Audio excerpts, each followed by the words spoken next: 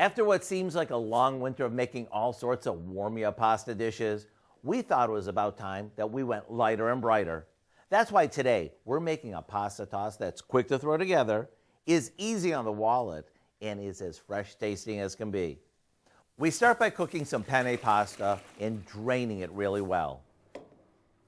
Meanwhile, in a skillet, we saute some onion and yellow bell pepper that we've chopped in a bit of olive oil. After they're tender, we add a couple of tomatoes that we've chunked up, some Kalamata olives, and to give this its big taste, we toss in some sliced garlic and salt and pepper. Once the tomatoes cook down a bit, we'll add the pasta back in, along with some sliced basil and Parmesan cheese.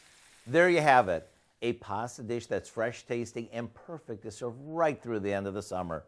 To get the recipe for what we call our penne pasta toss, all you have to do is visit our website. You know, you could even add some cooked chicken or shrimp to this if you want.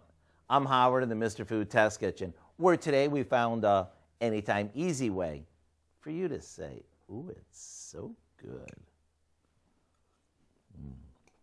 Mm.